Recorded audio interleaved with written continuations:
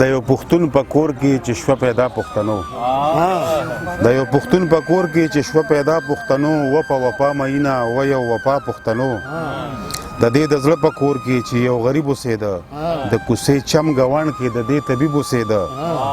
دلته په کور کې ورته مور پلار رقیب اوسېده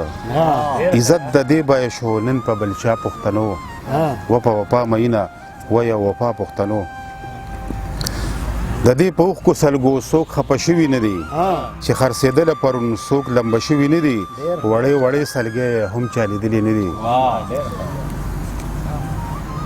پښتنې پیغلې پسې چا لږ جړلي نه دي ډېر یو بې رحمه په زړه ډېر لاپروا پښتنو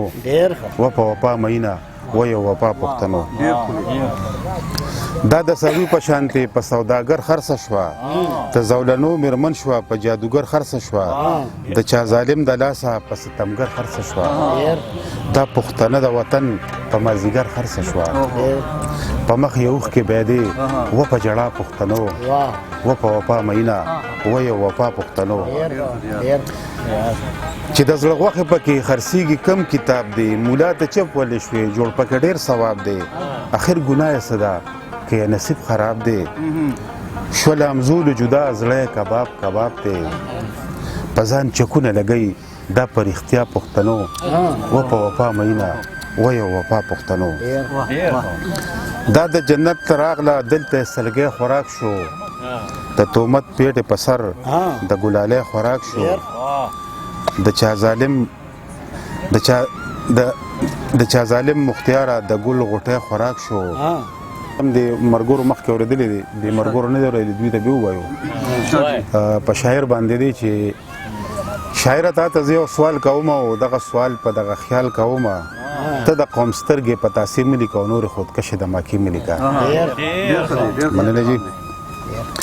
شاعره تا ته زه یو سوال کوم او دغه سوال په دغه خیال کوم ته د قوم سترګې په تاثیر مې لیکه نورې خودکشې د ماکې مې لیکه زما او ستا پښتو حیا نه ډکه د ننګ غیرت او د وفا نه ډکه جګې شملې دي د بابا وستا یو پښتنه پیغله د حیا وستایا دلته یتیم مسکین ماشوم قتلیږي دلته غریب دلته مظلوم قتلیږي دلته حیا دلته پښتو قتلیږي څه په ژړا څه په سلګو قتلیږي او که ته د دې نه مجبور شاعره ای د پښتو په نوم سور شاعره پښتون هر ځای کې ننګیالي یادیږي په هر میدان کې بریالي یادیږي مننه جي نو یې کمبخت د الله په خاطر د خوږ نبي رسول الله په خاطر یو څو پیسو له شاعري مه کوه او نور اغیار له دلالي مه کوه مننه او ظالمه ځان له یو مقام پرېږده فضول کارونه دې تمام پرېږده د نوي کول ته یو پیغام پرېږده د خپل ضمیر د بل غلام پرېږده او که ته پر هر لمې ناسور جوړېږي پښتو لیلا لمې تربور جوړېږي نو بیا زرک شه پښتونخوا پرېږده او مرګ درله ښه دی دا دنیا پرېږده